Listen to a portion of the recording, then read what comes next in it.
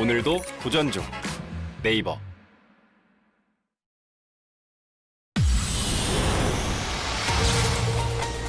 검찰이 조국 전 법무부 장관을 뇌물수수와 공직자윤리법 위반 등 모두 11개 혐의로 불구속 기소했습니다. 딸이 부산대에서 받은 장학금은 당시 민정수석이던 조 전 장관의 영향력을 고려한 청탁 목적인 것으로 파악했습니다. 윤도한 청와대 국민소통수석은 큰 산을 흔들어 놓고도 결국 쥐 한 마리밖에 못 찾았다는 비유로 검찰 수사를 비난했습니다. 문재인 대통령은 다음 달 초 신년사를 통해 구체적인 검찰개혁 구상을 내놓을 전망입니다. 북한이 미국에 제시한 협상 시한이 오늘로 마지막 날을 맞았습니다. 김정은 위원장은 어제 사흘째 이어진 노동당 전원회의에서 공세적 정치 외교 및 군사적 대응 조치를 준비한 것에 대해 보고했습니다. 전주에서 일어난 성금 절도 사건과 관련해 용의자들의 차량 번호를 경찰에 알린 한 시민의 제보가 검거에 결정적 역할을 했습니다.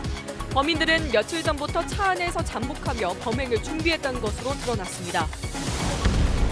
SBS 데이터 저널리즘팀 마부작팀이 최근 2년간 음주운전 판결문을 전수 분석했습니다.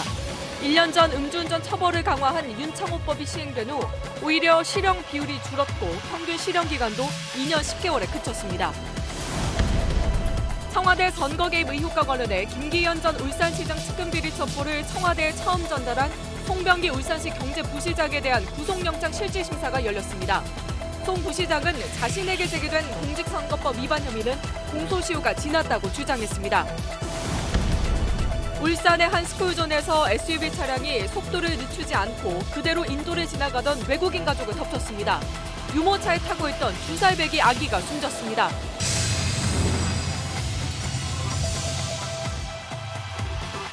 요즘 밖에서 애들 보기 힘들어. 맞아. 마음껏 뛰어놀겠군. 현대수소전기차. 네, 여러분 2019년의 마지막 8시 뉴스 지금부터 시작하겠습니다. 검찰이 오늘 조국 전 법무장관을 재판에 넘겼습니다. 수사를 시작한 지 약 넉 달 만입니다. 검찰은 조국 전 장관의 딸이 부산대에서 받은 장학금을 뇌물이라고 판단했습니다. 그걸 비롯해서 모두 11개 범죄 혐의를 적용했습니다. 이에 조국 전 장관 측은 상상에서 나온 검찰의 일방적인 주장이라고 반발했습니다. 먼저 강청원 기자가 검찰 수사 결과부터 정리해드리겠습니다. 검찰이 조 전 장관을 재판에 넘기면서 적용한 11개 혐의 가운데 가장 눈에 띄는 것은 뇌물수수입니다. 딸이 부산대 의학전문대학원에서 받은 장학금 600만 원을 뇌물로 본 겁니다. 당시 민정수석이던 조 전 장관이 장학금을 준 노안중 부산의료원장의 고위직 진출 등의 영향력을 행사할 수 있는 지위에 있었다고 판단했습니다. 노 원장도 장학금을 준 사실을 비밀로 해달라며 사비로 장학금을 준 것으로 보고 뇌물공여, 부정청탁금지법 위반 혐의로 불구속 기소했습니다. 입시 비리와 관련해선 미국 대학을 다니는 아들의 온라인 시험을 부인 정경심과 대신 봐줬고 자신이 센터장으로 있던 서울대 공익인권법센터 인턴 증명서 등을 허위로 끊어준 혐의가 적용됐습니다. 아들의 대학원과 로스쿨 지원 당시 청와대 공직기강 비서관인 최강욱 변호사 명의로 허위 인턴 증명서를 발급받아 제출한 혐의도 새롭게 드러났습니다. 검찰은 소환 조사에 불응한 최 비서관에 대한 기소 여부를 검토 중인데 최 비서관의 해명을 듣기 위해 여러 차례 전화를 했지만 연락이 닿지 않았습니다. 부인 정경심 교수의 사모펀드와 관련해선 재산을 허위 신고하고 증거인멸을 지시한 혐의를 적용했습니다. 조 전 장관 변호인단은 그동안 수사 경과에 비하면 초라한 결과라며 상상과 허구에 기초한 검찰의 정치적 기소라고 비판했습니다. 조 전 장관이 형사사건으로 기소된 만큼 서울대학교는 관련 공문을 받는 대로 교수 직위해제를 검토하겠다고 밝혔습니다. SBS 강청원입니다. 검찰 공소장에는 자녀 입시 비리와 관련해서 검찰이 범죄 사실로 판단한 조 전 장관의 행적이 자세하게 적혀 있습니다. 아들 대신 시험 문제를 풀어주고 또 각종 증명서를 위조했다는 내용이 있는데 그동안 조국 전 장관이 해명했던 것과는 다른 부분도 있어서 앞으로 재판에서 공방이 예상됩니다. 계속해서 이현영 기자입니다. 조국 전 장관에겐 아들이 다녔던 미국 대학의 업무를 방해한 혐의가 적용됐는데 내용은 이렇습니다. 2016년 11월에 조 전 장관 부부가 먼저 아들에게 시험 문제를 보내라고 지시해 온라인 시험 문제를 촬영한 사진을 봤습니다. 두 사람은 문제를 나눠서 풀고 아들에게 답을 보냈고 한 달 뒤 시험 때도 이런 방식으로 문제를 풀어 A 학점을 받았다는 게 검찰 판단입니다. 검찰은 또 아들과 딸의 입시와 관련해 조 전 장관 부부가 허위 증명서를 만든 과정도 상세히 설명했습니다. 동양대 표창장과 서울대 공익인권법센터 인턴 활동 증명서 외에 부산의 한 호텔 인턴십 확인서를 위조한 과정도 공소장에 적혔습니다. 2009년 딸이 호텔 경영 관련 학과 지원에 관심을 보이자 호텔 관계자로부터 대표이사 인장을 날인받아 컴퓨터로 위조했다는 겁니다. 여기에 최강욱 청와대 비서관 명의의 변호사 인턴 활동 증명서까지 위조된 서류들이 자녀들 입시에 적극 활용됐다고 검찰은 판단했습니다. 지난 9월 국회 대정부 질문 때 답변과는 전혀 다른 내용입니다. 고등학생 인턴 증명서라는 게 별것이 아닙니다. 어느 기관에서나. 사모펀드 투자 의혹과 관련해 조 전 장관이 지난 9월 기자간담회에 들고 나온 이 문건. 본 펀드의 방침상 투자 대상에 대해서 알려드릴 수 없다라고 돼 있고 상세한 내용에도 어디에 투자했는지 자체가 적혀 있지 않습니다. 검찰은 이 펀드 운용 보고서가 조 전 장관이 부인과 공모해 업체 관계자에게 위조를 지시한 거라며 증거 위조 교사 혐의를 적용했습니다. SBS 이현영입니다. 청와대는 큰 산을 흔들어 놓고 결국에는 쥐 한 마리밖에 찾지 못했다는 고사 성어까지 써가면서 검찰을 강하게 비판했습니다. 수사의 의도마저 의심하게 만드는 결과라고 했습니다. 청와대 반응은 전병남 기자가 전하겠습니다. 청와대는 조국 전 법무부 장관을 기소한 검찰에 대해 대통령의 인사권을 흔든 수사였지만 결과는 너무도 옹색하다고 비판했습니다. 윤도환 청와대 국민소통수석은 조 전 장관에 대한 4개월여간의 검찰 수사는 온 나라를 뒤흔들었다면서 그러나 수사의 의도마저 의심하게 만드는 결과가 나왔다고 말했습니다. 기소된 조 전 장관의 혐의가 11개에 이르지만 윤 수석은 검찰 수사 결과를 태산, 명동, 서일필이란 옛말에 비유했습니다. 큰 산이 떠나갈 듯 요동쳤지만 나온 건 쥐 한 마리뿐이었다는 겁니다. 조 전 장관이 중죄인인 것처럼 언론을 통해 보도됐지만 수사가 끝나도 이렇다 할 결과는 나오지 않았다는 게 청와대의 시각인 셈입니다. 검찰에 대한 국민의 신뢰에 흠집이 날 거라며 검찰이 더는 언론 플레이를 하지 말길 바란다고 덧붙였습니다. 민주당도 어떻게든 조 전 장관을 피고인으로 세우겠다는 억지 수사였다고 주장했습니다. 반면 한국당은 불구속으로 기소한 건 권력 앞에 검찰의 칼이 무뎌진 결과라면서 기소는 시작에 불과하다고 맞받았습니다. 공수처법 제정이 현실화하면서 청와대는 앞으로 검찰개혁에 속도를 더 내겠다는 계획입니다. 문 대통령은 추미애 법무장관 후보자에 대한 국회 인사청문 결과 보고서도 당장 내일까지 보내달라고 요청했는데 법무장관 공백을 하루라도 줄이려는 뜻이라고 청와대 관계자는 전했습니다. 조 전 장관에 대한 검찰 수사에 청와대가 강도 높은 비난을 쏟아낸 건 이런 내부 기류와도 무관치 않아 보입니다. SBS 전병남입니다. 네, 그럼 법조팀 임찬종 기자와 오늘 내용 정리를 해보겠습니다. 자, 부인 정경심 교수에 이어서 오늘 이제 조국 전 장관 본인까지 검찰이 재판에 넘겼습니다. 그럼 아들과 딸에 대한 사법 처리는 앞으로 어떻게 되는 건가요?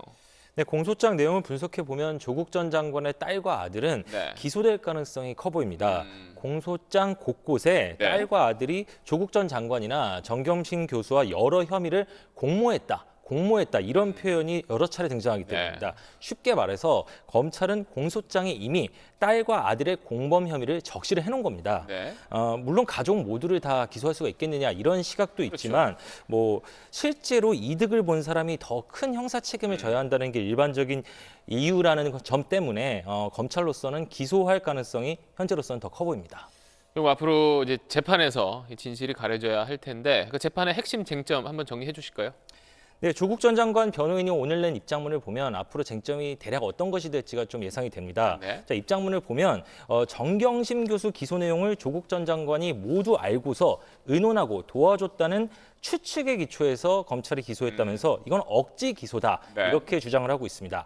즉 조국 전 장관에게 적용된 혐의의 구조가 이미 정경심 교수에게 적용된 혐의에다가 조국 전 장관의 공범으로 이제 올려놓은 형식이라는 건데 조국 전 장관은 이 사실 자체를 전혀 몰랐기 때문에 이건 다 억지다. 이게 이제 변호인 쪽의 얘기입니다. 따라서 재판에서는 이 정 교수의 이런 각종 혐의에 대해서 조국 전 장관이 알고 있었는지 이 점을 입증하기 위한 증거가 얼마나 있는지 또는 없는지 이런 것들이 쟁점이 될 걸로 보입니다. 핵심입니다. 또 딸이 받은 장학금에 뇌물 혐의를 적용한 것을 두고도 네. 이제 법리 다툼이 치열할 것으로 그럴 것 예상이 같아요. 되는데요. 이 장학금 형식으로 이제 돈이 간 것은 돈이 지급된 거는 객관적 사실이지 않습니까? 결국에는 이 돈을 조국 장관의 그 민정수석일 때 민정수석 직무와 대가 관계가 있는 부당한 이익으로 볼 수가 있느냐, 이게 핵심입니다. 자, 이제 대법원 판례를 보면요, 네. 그러니까 민정수석 직무와 장학금을 준 교수 사이에 어떤 관계가 있느냐, 또 장학금을 줬던 방식을 뭐 통상적이라거나 정상적인 방식으로 볼 수 있느냐, 또 이 점이 마지막에 중요한데 만약에 이 같은 형식의 장학금을 민정수석의 딸이 받았다는 사실이 공개가 됐었을 경우에라도 네. 사람들이 민정수석이 관련 업무를 할 때 이 사람이 그래도 그거랑 상관없이 공정하게 업무 처리를 하는구나, 이런 믿음을 유지할 수 있느냐 없느냐, 없었겠느냐 있었겠느냐, 이런 점이 이걸 뇌물로 볼지 말지 판단하는 기준이 될 것 같습니다. 네, 알겠습니다. 법조팀 인참종 기자와 오늘 내용 정리해봤습니다. 다음 소식 이어갑니다. 어제 국회에서 고위공직자 범죄 수사처, 즉 공수처를 만드는 법이 통과되자 한국당 의원들은 불법 날치기라면서 오늘 의원직 총사퇴를 결의했습니다. 반면 민주당은 법치주의의 이정표가 세워졌다며 검찰개혁을 완수하겠다고 다짐했습니다. 백운 기자입니다. 국회 본회의가 열린 지 30분 만에 공수처법이 통과된 어젯밤, 한국당은 긴급 의원총회를 가졌습니다. 3시간 가까운 비공개 회의 끝에 한국당이 꺼내든 카드는 의원직 총사퇴를 결의한다는 겁니다. 의원들에게서 사퇴서도 받고 있습니다. 세 번째로 또다시 이런 날치기 처리가 된 데 대해서 의원들 모두가 분노를 참지 못했습니다. 의원직 사퇴서를 결의를 해야 한다라는 데 이르렀습니다. 의원직 총사퇴 결의는 야당이 여당을 압박하는 수단입니다. 다만 실제 총사퇴로 이어질 가능성은 낮다는 전망입니다. 본회의에서 재석 의원의 과반 찬성이 필요하고 지금처럼 회기가 아닐 땐 국회의장 결재가 있어야 합니다. 우리 의정사에서 실제로 의원직 총사퇴가 이뤄진 건 지난 1965년 한일회담 국면 때 민중당 소속 의원 8명이 사퇴한 경우가 유일합니다.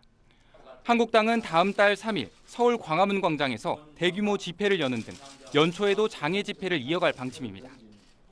공수처법 제정에 성공한 민주당은 우리 사회 전반의 투명성과 반부패 수준을 높이는 계기가 될 거라고 환영의 뜻을 밝혔습니다. 군부, 정보기관, 수사기관 같은 권력기관의 견제를 받지 않는 특권 권력을 마침내 해체하기 시작했다는 데 가장 큰 의미를 부여할 수 있겠습니다. 한국당의 총사퇴 결의엔 선언적 의미일 뿐이란 반응입니다. 홍익표 수석 대변인은 총선을 앞두고 의원직 사퇴가 무슨 의미가 있느냐고 반문했습니다. 민주당은 다음 달 6일 국회 본회의가 열리면 이번엔 검경 수사권 조정 법안을 상정한다는 계획입니다. 의원직까지 던지겠다는 한국당이 어떤 수순을 밟을지 연초에도 여야의 강대강대치는 이어질 것으로 보입니다. SBS 백운입니다. 자, 이렇게 국회는 2019년이 끝나는 날까지도 사회 갈등을 정치로 풀어내는 의회의 기능을 제대로 해내지 못했습니다. 20대 국회가 역대 최악이라는 말을 듣는 이유입니다. 대화와 협상은 사라지고 그 자리에 갈등과 충돌만 반복되면서 여의도 정치는 국민 곁에서 더 멀어졌습니다. 박가정 기자가 올해 국회를 돌아봤습니다. 지난 4월 동물국회 6탄전. 국민의 뜻을 이렇게 폭력으로 막을 수 있어? 속칭 빠루, 쇠 지렛대가 등장했고 의원 감금 사태까지 빚어졌습니다. 이렇게 몸으로 하지 마, 의원님, 진짜.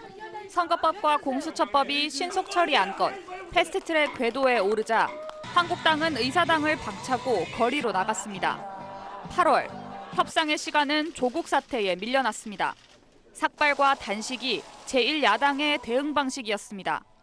스스로 그 자리에서 내려와라. 만사 조국의 의혹 제기도 역대급 맹탕이 반복되었습니다. 9월 정기국회도 10월 국정감사도 조국 공방에 떠밀려 다녔습니다. 내려놓는 것도 나는 왜 유분수지? 내가 조국이야, 내가? 무한 소리지. 누가 당신한테 자격 받았어? 위원장님 웃기고 왔냐면. 그리고 12월 민주당은 예산안부터 패스트트랙 법안까지 한국당이 빠진 이른바 4+1 체제로 밀어붙였습니다.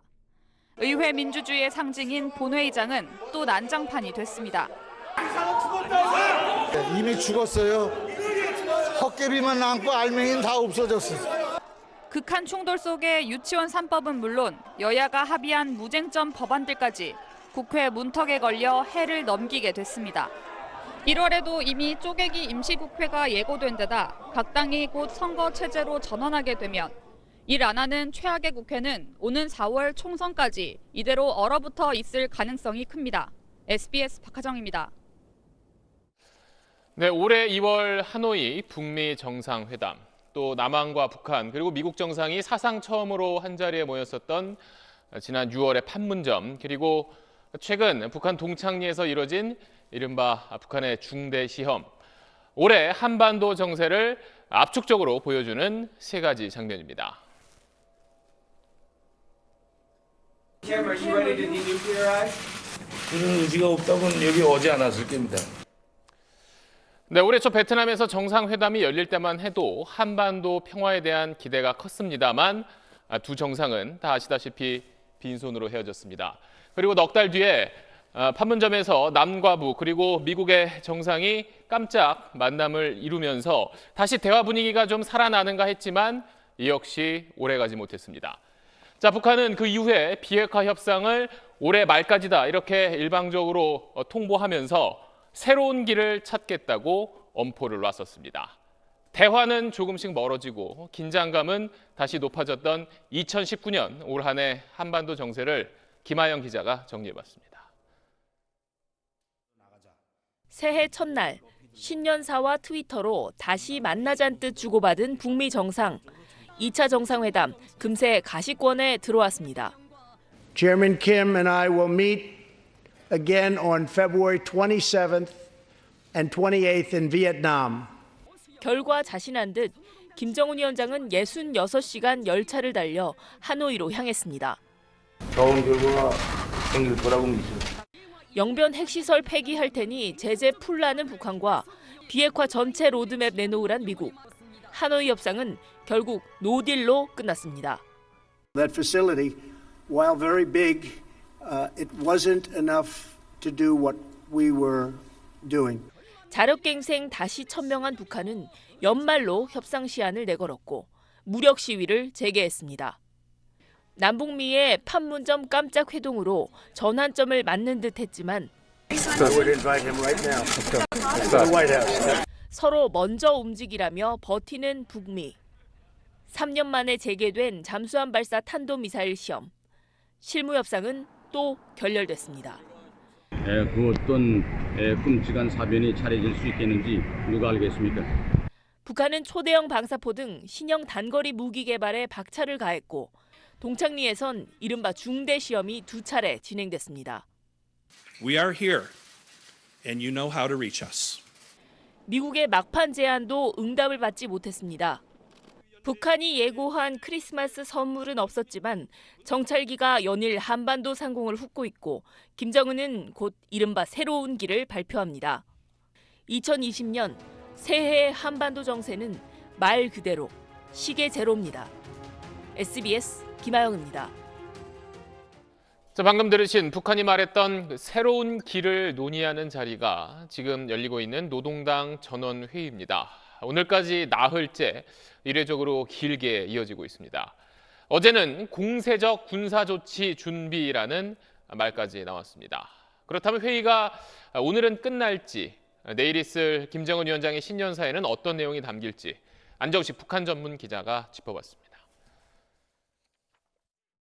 어제 열린 노동당 전원회의 사흘째 회의. 회의가 마무리될 것이라는 관측을 깨고 북한 매체들은 오늘도 계속된다고 밝혔습니다. 해당 의정의 결정서 초안과 다음 의정으로 토의하게 될 중요 문건에 대한 연구에 들어갔습니다. 전원회의는 계속됩니다. 다음 한 건 토의를 예고한 만큼 회의가 오늘로 끝나지 않고 내일까지 해를 넘겨 진행되는 사상 초유의 상황도 배제할 수 없습니다.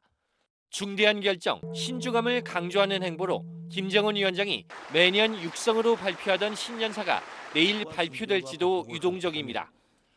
신중하고도 총력을 기울여서 대응하고 있다. 중요한 결정을 최대한 고심하고 있다는 것을 김 위원장은 어제 회의에서 자주권 보장을 위한 공세적 군사조치 준비를 지시했습니다. 적극적이며 공세적인 정치, 외교 및 군사적 대응 조치들을 준비할 때 대하여 전략적 지휘 강화, 공세적 조치, 군사적 대응 조치 준비 순서도 핵무력을 암시하는 표현 수위를 점차 높이고 있습니다. 회의 결론은 핵무력 강화와 자력갱생이 핵심일 걸로 보이지만 대미 협상과 중러와의 관계를 의식해 수위를 어떻게 조절할지 관심입니다. 폼페이오 미 국무장관은 전원회의를 지켜보고 있다며 북한이 대치가 아니라 평화의 경로로 이어지는 결정을 하길 바란다고 밝혔습니다. SBS 안정식입니다. 이번에는 일본과 문제를 짚어보겠습니다. 우리가 일본과 수교를 한 이후에 가장 사이가 나빴다는 말이 나올 정도로 참 부딪히는 일이 많았었던 한 해였습니다. 한일 관계는 유성재 도쿄 특파원이 정리해드리겠습니다. 한일 관계는 지난해 12월에 자위대 초계기 위협 비행 사건으로 신년 초부터 차갑게 얼어붙었습니다. 1월과 3월 한국 법원이 강제동원 피고 기업의 한국 내 자산을 압류하자 일본은 반발 수위를 높여갔습니다. 문재인 대통령과 아베 총리가 8초간 어색한 악수를 나눈 오사카 G20 정상회의 직후 일본은 보복 조치로 반도체 소재 부품 3종의 한국 수출을 규제했고 8월에는 수출 우대국에서 한국을 제외했습니다.韓国側からの否定的で非合理的な動きが相次ぎ非常に厳しい状況が続いております。 수교 이후 최악이라는 평가가 나오며 악화일로를 걷던 한일 관계. 8월 말 한국의 지소미아 종료 통보로 정점에 달했다가 11월 전격적인 보류 조치로 변화의 조짐을 보이기 시작합니다. 日米韓の連携協力は極めて重要であります。韓国もそうした戦略的観点から判断をしたのだろうと思います。 이달 들어 수출 당국 간 국장급 협의가 3년 반 만에 재개됐고 중국에서 마주 앉은 한일 정상은 대화를 통해 현안을 해결하기로 합의했습니다. 최근 아베 내각의 지지율은 40% 초반으로 폭락했습니다. 공식 행사에 지지자들을 불러 모아 선심 썼다는 의혹이 큰 원인이지만 이웃나라 한국과 감정 싸움만 고집하는 외교 정책에도 피로감이 쌓이고 있습니다. 도쿄에서 SBS 유성재입니다.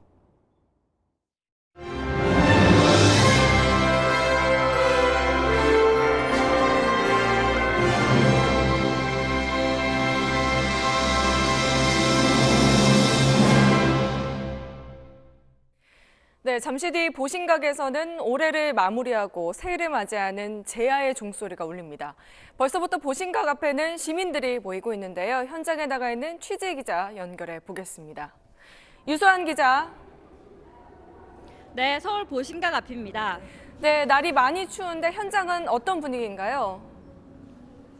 네, 제 뒤편으로 보이는 게 해마다 새해를 알리는 제야의 종소리가 울려 퍼지는 서울 보신각입니다. 말씀하신 대로 종이 울리려면 아직 3시간 넘게 남았는데 추운 날씨에도 이미 이곳 보신각 주변에는 사람들이 하나둘 모여들고 있습니다. 좀 더 가까운 데서 생생한 소리를 들으며 새해를 맞이하겠다는 설렘이 가득한 표정들입니다. 가정의 행복과 더 나아가서는 나라 안정, 경제가 좋아졌으면 좋겠습니다. 공부도 잘하고 건강하고 그랬으면 좋겠어요. 보신각 종은 자정에 맞춰 33번 울립니다. 33번 종을 치는 건 조선시대 통금이 풀리는 시간을 알리기 위해 33번 종을 친 파루에서 유래했습니다. 오늘 밤 타종 행사에는 미국 메이저리거 류현진 선수와 올 한 해 최고의 캐릭터인 펭수까지 시민 대표 12명이 참여합니다.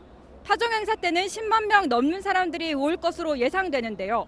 밤 10시 반부터 내일 새벽 1시 반까지 행사장 주변 차량 운행이 통제되고 지하철은 새벽 2시까지 연장 운행됩니다. 지금까지 보신각 앞에서 SBS 유수환입니다. 숨가쁘게 달려온 2019년, 이제 4시간도 채 남지가 않았습니다. 다사다난했던 한 해가 지나온 현장들을 한상호 기자가 둘러봤습니다. 모래언덕 같은 민둥산. 가늘게 뻗은 등산로만이 이곳이 한때 울창한 숲이었음을 알려줍니다. 불에 탄 나무는 치워도 끝이 없고 지붕부터 녹아내린 집은 복구할 엄두도 못 냅니다. 4월 강원 속초 고성 지역을 집어삼킨 산불 피해 현장. 낡은 고압선과 한전의 부실 시공 탓으로 조사됐지만 복구와 보상은 아직 제대로 이뤄지지 않고 있습니다. 10월 태풍 미탁이 관통한 경북 울진 등 동해안 지역 사정도 다르지 않습니다. 보수공사는 아직도 진행 중이고 언제 피해 보상이 끝날지 모릅니다. 9월 경기 북부와 인천 등을 휩쓴 돼지열병. 44만 마리가 살처분됐는데 돼지를 키우던 축사는 지붕이 뜯겨나갔고 안은 텅 비었습니다. 11월 검찰의 전면 재수사가 시작된 세월호 참사. 목포 신항에 거치된 녹슨 배는 진상규명을 요구하며 침묵 시위를 하는 듯합니다. 2019년을 하루 남겨두고 포항 대지진 특별법이 만들어졌지만 이재민들의 고통은 끝나지 않았습니다. 부서진 집에 돌아가지 못하는 사람들은 체육관 텐트 안에서 세 번째 새해를 맞이하게 됐습니다. 언제 돌아가? 끝이 안 보여요.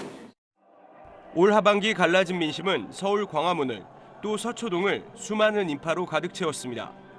모두가 바삐 달려온 2019년, 2020년을 앞두고 이제 작별을 고합니다. SBS 한상우입니다. 2019년의 마지막 날인 오늘도 안타까운 일이 있었습니다. 울산의 어린이 보호구역에서 차 한 대가 사람들을 향해 돌진했습니다. 유모차에 타고 있던 2살짜리 아기가 목숨을 잃었습니다. UBC 배대원 기자입니다. 울산 울주군의 한 어린이 보호구역. 인도에서 한 외국인이 유모차를 끌고 오고 밑에선 SUV 차량이 진입합니다. 그런데 우회전해야 할 SUV 차량이 갑자기 속도를 높이더니 인도로 돌진해 외국인 일가족을 덮칩니다. 가드레일 치면서 막 순간적으로 쳐버리니까 바로 후진 넣어도 후진도 안 되고 그래서 사람들이 한 20명 모여가지고 가드레일 쳐도 뭐 방법이 없는.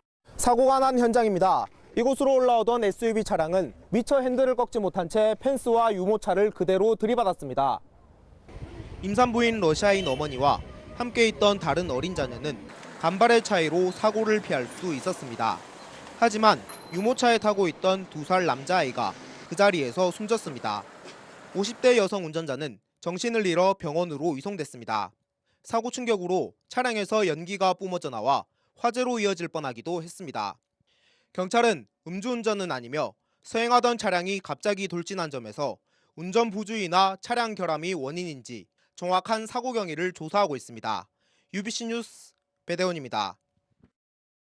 세월호 참사의 진상을 밝히기 위한 특별조사위원으로 임명된 김기수 변호사를 세월호 유족들이 출근하지 못하게 지난 24일에 이어서 오늘 또 막아섰습니다. 유족들은 그 변호사가 대표로 있는 유튜브 방송이 세월호 참사를 왜곡하고 희생자들을 모욕했다며 의원직 사퇴를 요구하고 있습니다. 정반석 기자입니다. 세월호 참사 조사방해 목적 김기수를 거부한다. 거부한다. 아니 1분에 1초도 안 됩니다. 이상하게 자기 없으면 당신은. 세월호 유족들이 한 남성을 둘러싸고 회의실에 못 들어가게 막습니다. 지난 20일 자유한국당 추천으로 사회적 참사 특별조사위 비상위원회에 임명된 김기수 변호사입니다.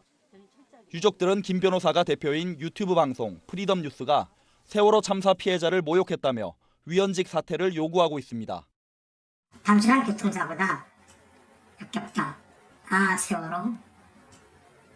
이제 그만 좀 하세요. 사회적 참사 특조위가 함께 진상규명 중인 가습기 살균제 사건 피해자들도 사퇴 요구에 가세했습니다. 조사 받아야 할 사람이 조사를 하러 오겠다는 것은 이건 말도 안 되는 언어도 아닙니다. 김 변호사는 세월호 참사 왜곡 발언에 대해 프리덤 뉴스 출연진에게 책임을 돌렸습니다.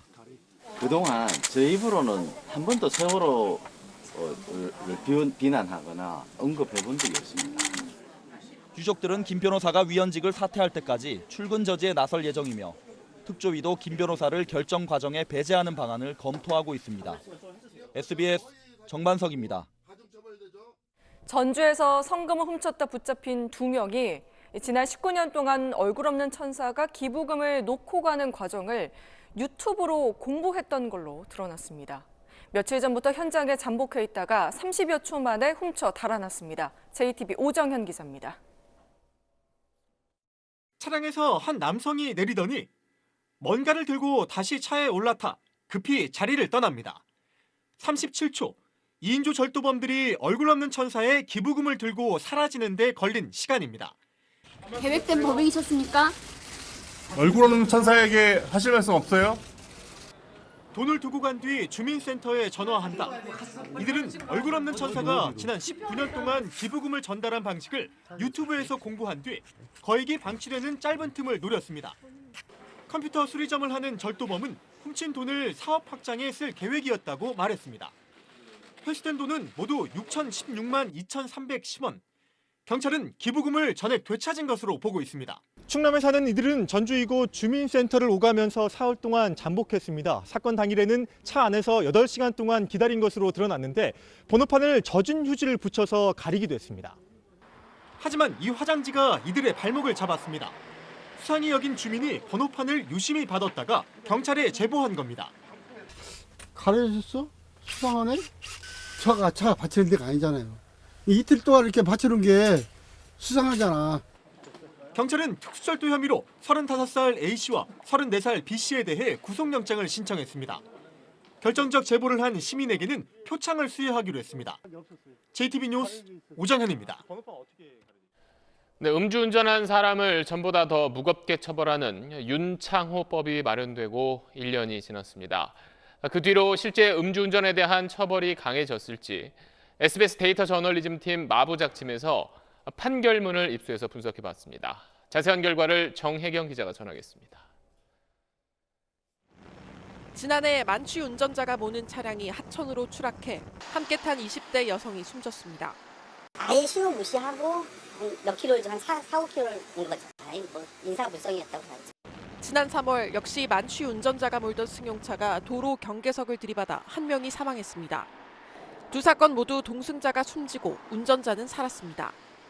음주 사고 내용과 피해 정도, 운전자의 음주 전과 등 양형 기준들을 감안해도 유사한 사건이었지만 법원은 이 사건에 대해 앞 운전자에게는 징역 3년을, 윤창호법 이후 사고를 낸 다음 운전자에게는 집행유예를 선고했습니다. 술을 마시고 운전하다 사람을 숨지게 하는 경우 최대 무기징역까지 죄값을 치르게 하는 이른바 윤창호법이 시행된 지 만 1년이 넘었습니다. 윤창호법 시행 전후 1년을 기준으로 우리 법정에서 어떤 판결이 선고됐는지 살펴봤습니다. 집행유예가 아닌 실형 비율은 58.4%에서 46.2%로 오히려 더 줄었습니다. 실형 기간도 평균 32개월로 윤창호법 시행 뒤에 조금 줄었습니다. 판결문에 나타난 가해자, 피고인의 3분의 1가량은 음주운전 처벌 전력이 있었습니다. 습관처럼 음주운전을 하다 결국 사망사고까지 낸 겁니다. 하지만 상습 음주운전자의 형량은 평균 34.9개월, 평균 29.6개월 선고받은 초범과 큰 차이가 없었습니다. 문제는 또 있습니다.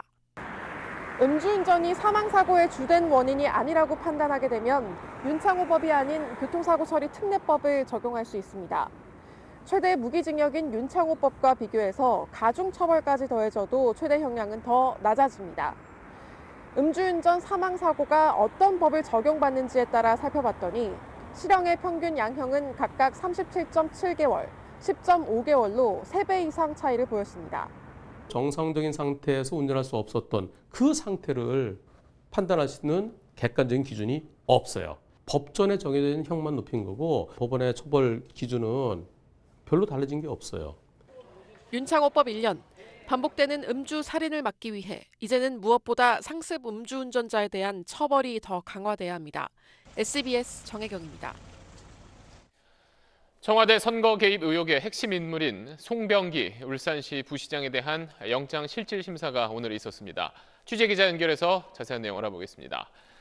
자, 원종진 기자, 오늘 언제쯤 결론이 나올까요? 네, 오전 10시 반부터 이곳 서울중앙지방법원에서 열린 법정 심사는 3시간가량 진행이 됐고 송 부시장은 현재 서울구치소에서 결과를 기다리고 있습니다. 굳은 표정으로 법원에 나온 송 부시장은 별도로 입장을 밝히지는 않았습니다. 송 부시장에 대한 구속 여부는 이르면 오늘 밤 늦게 결론 날 것 같습니다. 네, 3시간 정도 걸린 영장 심사에서는 어떤 얘기들이 오갔나요? 네, 검찰은 핵심 증거인 송 부시장의 수첩을 토대로 청와대의 선거 개입 정황을 주장하면서 의혹을 밝히려면 구속 수사가 필요하다는 점을 강조했습니다. 이에 대해 송 부시장 측은 수첩은 그냥 메모를 적은 거다, 정확하지 않다. 더구나 선거 개입 의혹을 입증도 하지 않고 공범이라는 송 부시장을 구속하는 건 맞지 않다고 주장한 것으로 알려졌습니다.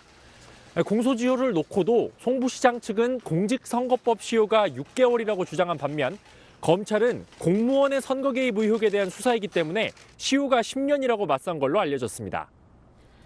자, 검찰 수사 과정에서 추가로 드러난 내용도 있습니까? 네, 그렇습니다. 송병기 부시장이 지난해 지방선거를 앞두고 한 지역방송사 간부들과 주고받은 문자메시지와 이메일을 검찰이 확보한 걸로 알려졌습니다. 김기현 전 울산시장이 주장한 내용인데요. 이 김 전 시장에 대한 각종 의혹을 고발하는 보도를 송 부시장이 방송사 간부와 논의하는 내용이 있다는 겁니다. 특히 송철호 시장의 당내 경쟁자였던 임동호 전 최고위원 이름 옆에 과기부 차관이라고 적혀 있었다고도 했는데요. 검찰은 경선 포기 대가로 언급됐던 또 다른 자리였는지 의심하고 있습니다. 지금까지 서울중앙지법에서 전해드렸습니다. 올 한 해 사회에 큰 울림을 남기고 안타까움 속에서 우리 곁에 떠난 분들이 있습니다. 그런가 하면 추악한 민낯이 드러나 분노를 자아낸 사람들도 있습니다. 저희가 영상으로 정리해봤습니다. 공익 제보자에 대한 협박 혐의 인정하십니까? 예, 경찰 조사에 성실히 임하겠습니다. 국민 여러분과 드론에서 상처받고 피해받으신 모든 분들께 다시 한번 고개 숙여 사죄드립니다.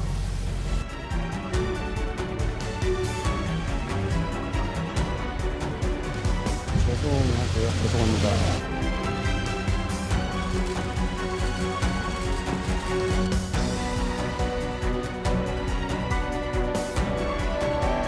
제재임 기간 동안에 일어났던 일로 인해서 국민 여러분께 이렇게 큰 심려를 끼치던 데 대해서 진심으로 송구스러운 마음입니다.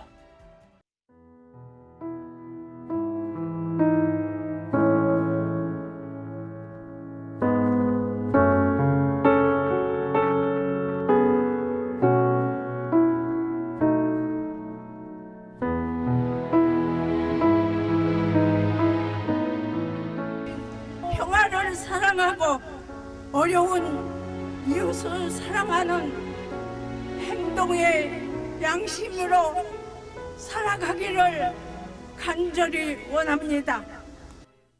그 목소리를 언론이 대신해서 냈다라면 여러분들이 추운 겨울에 이 차가운 광장에 나올 이유가 있었겠습니까?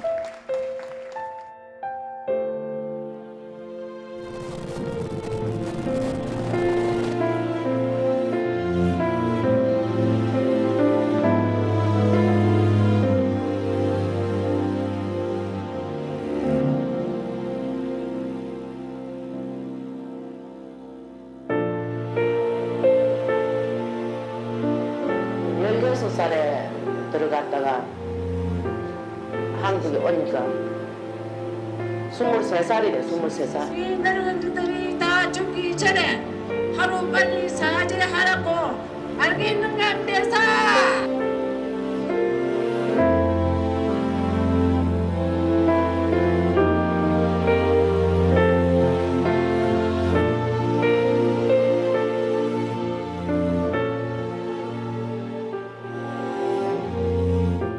다음 소식입니다.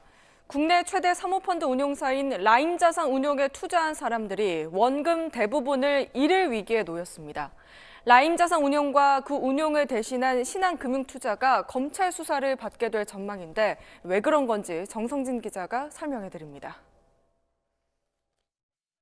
문제가 된 건 라임자산운용과 신한금융투자가 기획하고 지난 2017년 말부터 판매한 해외 무역 금융펀드입니다. 이 펀드는 미국의 헤지펀드에 약 2,400억 원을 투자했는데 이 미국 회사는 최근 다단계 금융사기 혐의로 적발돼 자산 동결 조치를 당했습니다. 금융감독원은 라임과 신한 측이 올 초 미국 현지를 방문해 부실 가능성 등 문제점을 파악하고도 투자자에게 제대로 알리지 않았다고 파악했습니다. 또 부실 우려 때문에 이 펀드의 상품 구조를 바꾸고도 투자자들에게 숨긴 채 최근까지 계속 팔았다고 보고 있습니다. 금감원은 단순 투자 실패가 아니라 형법상 사기라고 보고 라임과 신한금융투자에 대해 검찰에 수사 의뢰하기로 했습니다. 투자자들에게 빨리 공개를 하고 대안을 마련하고 했어야 되는데 그렇게 하지 않고 공모한 형태로 사실은 일반 투자자를 속인 구조가 되는 거죠. 그러면 뭐 사기죄가 명백하다고 할 수 있습니다. 이 펀드의 개인 투자자는 700여 명. 라임 측은 3년에서 5년만 투자금 회수를 늦추면 원금 대부분 건질 수 있다는 입장입니다. 40%까지 손실이 난다라면 투자 액면에 90%만 수취를 하게 되고 하지만 금융 사기 등이 복잡하게 얽혀 있어 투자 원금 대부분을 잃을 수 있다는 우려가 증권업계에서 나오고 있습니다. 우리은행과 하나은행, 신한금융투자 등 대형 금융회사들이 이 펀드 판매에 연루돼 있어 대규모 집단 소송 등 제2의 DLF, 파생 결합 펀드 사태로 발전할 가능성도 커지고 있습니다. SBS 정성진입니다. 2020년의 첫날인 내일도 홍콩에서는 대규모 시위가 예정돼 있습니다. 반년간 7,000명에 가까운 시민들이 체포됐지만 민주화 요구는 7개월째 이어지고 있습니다. 새해를 앞둔 홍콩의 기류는 송욱 특파원이 전해드립니다. 2019년 마지막 날에도 홍콩 시민들은 거리로 나왔습니다. 지난 6월 송화법에 반대하는 200만 시민들은 홍콩인 힘내라를 외쳤습니다. 이제 그 구호는 홍콩인 복수하라로 바뀌었습니다. 평화적으로 시작된 시위는 갈수록 폭력적으로 변했고 경찰이 시위대를 향해 실탄을 쏘기 시작했습니다. 시위 현장에서 체포된 시민이 6,500명에 달합니다. 그 사이 관광객은 반토막 났고 경제는 바닥으로 곤두박질 쳤습니다. 매년 이곳에선 홍콩의 대표 관광 행사인 새해맞이 불꽃놀이가 열렸는데요. 오늘 밤엔 시위 우려로 취소됐습니다. 지난달 선거에서 범민주 진영이 압승하면서 전기가 마련되나 싶었지만 다시 충돌은 거세졌습니다. 격렬한 시위가 벌어졌던 홍콩 2공대 근처 입구에는 이처럼 철조망과 바리케이드가 새로 설치됐습니다. 물건을 밖으로 던지지 못하게 한 건데 시위를 계속 봉쇄하겠다는 의미입니다. 중국 중앙정부는 일국 양제, 한나라 두 체제 수호를 강조했습니다. 방점은 홍콩에 대한 전면적 통제에 찍혀 있고 홍콩인이 원하는 고도의 자치와는 거리가 있습니다. The one country two system is slowly eroding because the PRC officials are telling people that the judge should listen to the government and then the legislature should also cooperate with the government. 홍콩을 예외로 인정할 경우에 직접적으로 대만과 마카오에도 부정적 영향을 미치기 때문에 중국 정부로서는 홍콩 시위대의 요구를 수용할 수 없다는 입장입니다. 베이징이나 홍콩 시민이나 좀처럼 물러설 곳이 보이지 않는다는 것. 홍콩 사태의 출구를 찾기 어려운 이유입니다. 홍콩에서 SBS 송욱입니다. 올 한 해 우리 국민들의 눈과 귀를 사로잡은 이슈, 웃고 울게 만든 인물들을 빅데이터로 분석해봤습니다. 총 20개로 추려졌는데요. 홍영재 기자가 전해드립니다. SBS는 빅데이터 분석업체 타파크로스와 함께 올 한 해 포털 기사와 SNS, 블로그, 온라인 커뮤니티에 올라온 글 1억 8천만 건을 분석해 키워드 20개를 꼽아봤습니다. 분석 결과 2위보다 7.6배 언급량이 많은 압도적 1위는 우리나라 대중문화의 역사를 새로 쓰고 있는 BTS, 방탄소년단이었습니다. BTS에 이어 키워드 2위는 올 하반기 우리 사회를 둘러나는 조국 전 법무부 장관이었습니다. 검찰이 조 전 장관 일가 의혹과 관련해 압수수색을 들어간 8월 넷째 주부터 언급량이 10배 이상 올랐습니다. 검찰개혁과 윤석열 총장, 수호, 사퇴도 연관어로 많이 언급됐습니다. 3위는 일본의 반도체 수출 규제로 촉발된 일본 불매운동이었습니다. 불매운동의 대표적 상품이었던 유니클로가 연관어 1위였고 불매운동, 동참, 일본 여행, 아베란 단어도 많았습니다. 마약과 성범죄 온상이던 버닝썬 사건이 4위, 가수 정준영 씨가 단체 대화방에 올린 불법 영상은 7위였습니다. 이른바 경찰총장 등 경찰과 관련된 단어도 많이 언급됐는데 유착과 부질수사라는 단어도 함께 급증했습니다. 가수 설리, 구하라 관련 키워드가 6위였는데 안타까운 선택의 배경으로 지목된 악성 댓글과 불법 촬영도 함께 거론됐습니다. 다소 무거운 키워드 사이에서 마라탕과 흑당처럼 국민 입맛을 사로잡은 이색 음식이 9위에 오르기도 했습니다. 야, 펭수! 하반기 열풍의 주역 펭수는 어디쯤에 있나 궁금하신 분들도 계실 텐데 9월 넷째 주부터 언급량이 1000배 이상 늘더니 18위를 기록했는데 차붐을 뛰어넘은 세계적 스타인 손흥민 선수 바로 뒤입니다. 빅데이터 전문가들은 올해는 팬과 소비자를 결합한 이른바 팬슈머의 활동 범위가 크게 넓어졌다고 분석합니다. 정치, 사회, 문화 모든 영역에서 자신이 좋아하는 인물과 이슈에 대한 쏠림이 커졌고 그만큼 대립도 심화됐다는 뜻입니다. SBS 홍영재입니다.